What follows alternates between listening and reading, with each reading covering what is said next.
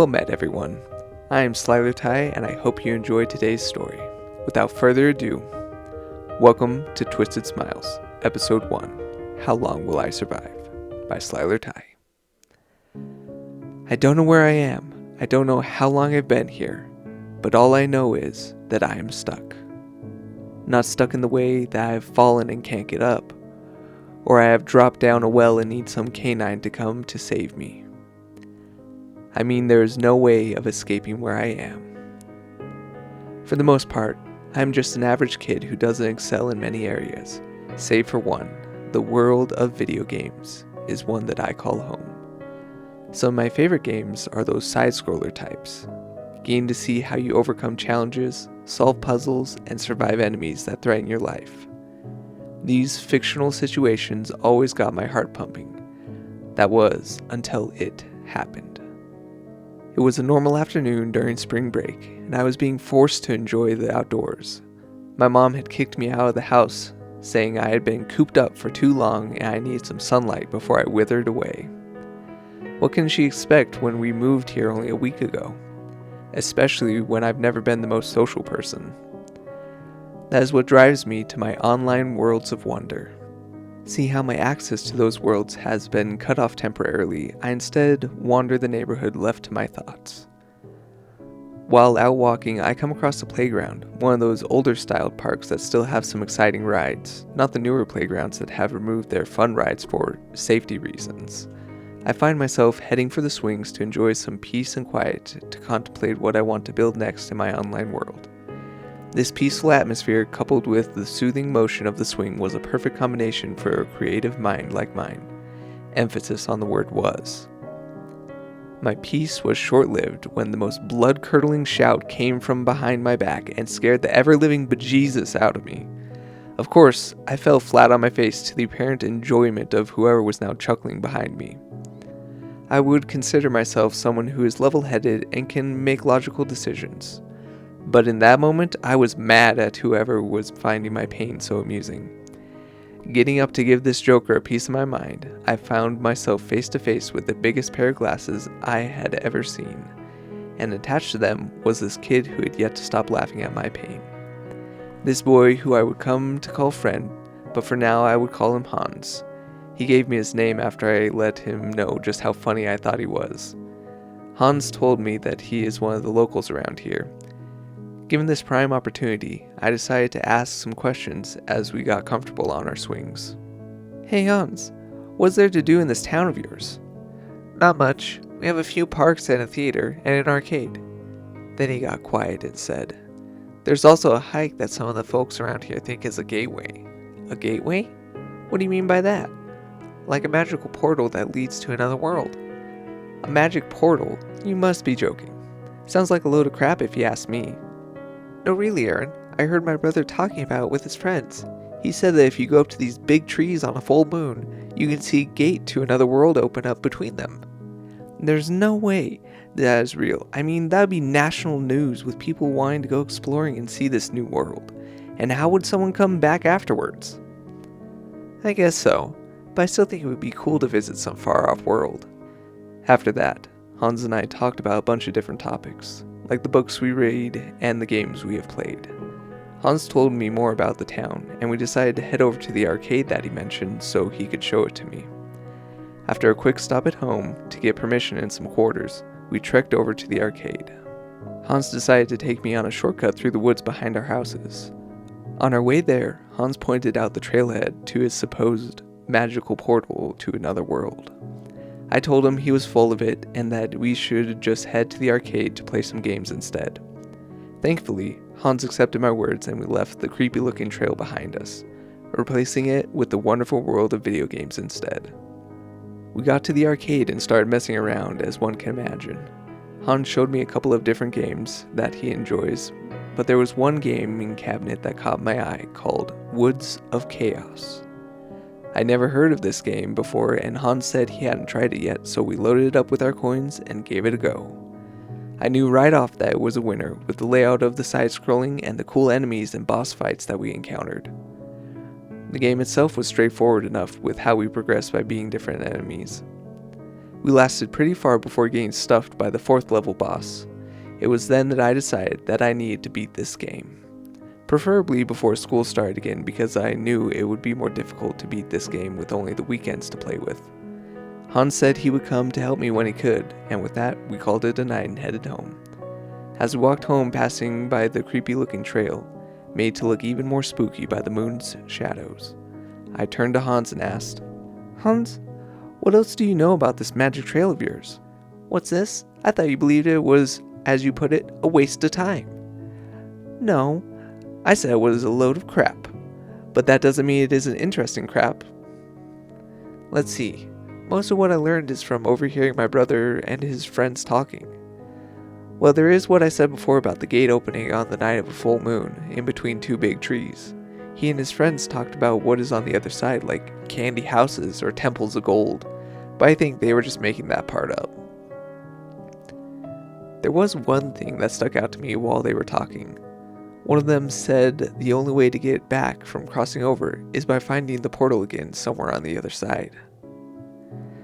That does sound like some interesting crap. What would you want to be on the other side of the portal? Maybe some technological city in the future that has a bunch of flying cars and space travel. But then candy houses sounds fun too. What would you want? It'd be pretty cool to see some kind of medieval world that has fantasy creatures like dragons and maybe some magic. That's exactly what a nerd would say. Says the one who was spouting off about techno cities and stuff. We both had a good laugh at that one. After parting ways with a plan to meet up at the playground again the next day, I headed home. My mom was so shocked that I had made friends already that the pot she was cooking with started to boil over without her notice. Well, that's nice that you found a friend here. Just don't go getting into trouble. And remember, I know, Mom, we don't have time to go to the hospital. Glad to hear you were listening. What are you two planning to do tomorrow? We're planning to go hit up the arcade again. Just be sure to finish your chores before you go, or you will be up all night tomorrow finishing them. After dinner, I got in some practice with one of my games in preparation for the Woods of Chaos tomorrow. The next morning, I woke up to the amazing smell of bacon frying, which helped me to get out of bed. I would say that I'm not one to usually get up very early, but knowing that I would be gaming and hanging out with a friend today, I was revving to get going. After eating breakfast, I ran like a whirlwind to get all my chores finished. But my mom did make me do the dishes over again because there may have been a few food scraps stuck to the pans that I had missed the first time. Once I was able to get that over with, I headed along the trail that Hans showed me. As I was going along, I noticed the split that leads to the supposed gate to another world. I checked my watch and decided that I had some time to spare and started walking along the path through the forest. It all seemed pretty normal. A bunch of pine trees and some bushes lined the path that looked worse for wear, but was fine enough. I was kicking a rock down the path while keeping an eye out for these big trees that I was told about. Then, down over the next rise, I saw some giant trees that I would believe have been around since the dinosaurs. I could have linked arms with at least 4 other people and still not reached all the way around. I am sure that this must be what Hans's brother was talking about. When I reached the base in between the 2 Goliaths, I looked up and marveled at the sheer size of these trees. I told Hans about the trees once I saw him at the playground. You went out there? Yeah, it was crazy how big those flippin' trees are. I know, right? Maybe now you'll believe me about the portal thing too. Ha! I will admit that they are spectacular, but that doesn't mean anything about portals. They are pretty amazing. Are you ready to head over to the arcade now, or are we just going to sit around all day? I'm ready, and it seems you are the only one sitting around out here. Let's head out. We made our way over discussing which games we wanted to play. Hans got first pick since we knew that once I hit up Woods of Chaos, I would be zoned for the rest of our time there. We started with some head-to-head driving simulator, then moved on to some Galaga, and followed up with some Pac-Man, Hans's choice. On our way over to my new favorite game, we joked about the nerds playing Dance Dance Revolution, even though we would end up looking like pretzels if we tried playing it. Our gaming session lasted for most of the afternoon, with many quarters being spent to surpass previous record distances. It was a feeling of accomplishment every time my knight would skewer a rogue goblin or decapitate one of the many bandits that would get in our way. But the moment of true joy was after destroying the boss that kicked our royal heinies last time by comboing his face into the floor. It felt so good. Hans and I made it 3 more levels before we realized how late it was getting and knew the pain we would be in, or more accurately our butts would be in if we stayed much longer. That would also put a damper on my plans of beating Woods of Chaos, especially if I got grounded and my supply of quarters was cut off from my mom and pop bank. The next 2 weeks passed with lightning speed, and I don't remember much other than making progress on my game and getting sunburned one weekend when my parents and I went to the pool. With the end of spring break looming, I knew that my time to beat the Woods of Chaos was coming down to the wire, but I was so close. There had been a couple of days where Hans was busy, so I would go to the arcade and game by myself. I was actually getting really good, even playing solo if I do say so myself. I could get to the same place that Hans and I would reach playing together, but it was more fun when we were both gaming together. And with that, I hatched my master plan. You want to what? I want to trick our parents into thinking we are sleeping over at the other's house, so that we can stay out late and finish Words of Chaos. That's crazy, man. No way that's going to work. What if your mom calls my mom to check on you or something? No way. We've already had plenty of sleepovers, and my mom stopped calling after the 4th time. It'll work, man. I just have to finish the game before school starts next week. Alright, I'll do it. Awesome, but while we're walking back home, we have to check out the forest and see if anything is going on in there, like portals and stuff. You're still on about that? There can't be anything going on in there. Well, even if there isn't, there will be a full moon this Friday, which is the day you want to go gaming. So what do you say? Fine, we can check out your fantasy forest after we crack the game. Oh, how I wish we had never gone forward with this plan of mine. You have everything for tonight, hon? Yeah, Mom. Pajamas, snacks, and toothbrush? Yes, Mom. It's not like I'm leaving on a trip. It'll just be for the night. Then I'll be back in the morning. How I wish I knew that would be true, knowing what I know now. Okay, well, you 2 boys have fun, and remember who you are and what you stand for, and where I live. We chuckled at our little joke as I headed out the door to meet up with Hans at the park. He's out there swinging where we first met. I run up to him and give him a big high five. Are you ready for this? Yeah, are you ready? I was born ready. With that, we started walking over to the shortcut into the town through the forest. By the time we reached the arcade, it was already 4 p.m., and the arcade is full of eager kids like us to finish off their spring break with a bang. Hans and I warm up with a session of Space Invaders, and after 2 rounds we move to the main event. The large black box, with the bold letters practically calling out to me, just begging to be conquered. Depositing our quarters into the slots, we smash the start button and begin our adventure. Dodging fireballs, sliding through traps, and cutting up enemies, we make our way to the end of the game. Try as we might, we did die multiple times and had to take a few breaks. But we find our groove, and now we are on a hot streak. Watch out! I see him! I took out the 2 demons that were about to skewer me from behind. We have been playing it for at least 30 minutes straight now, but we are so close to the end I can feel it. I need a fireball over here! On it, gotta finish off this flying turd first. Good save, I'll grab the axe. Then, just like that, we are outside the inner circle of the forest with the trees so thick and close together we need the axe to cut through and challenge the final boss. We go over our strategy one last time, then we enter the end game. Nothing before this compares to the size of the monster. It takes up half the screen with twisted gnarled arms and glowing orange eyes just radiating hatred.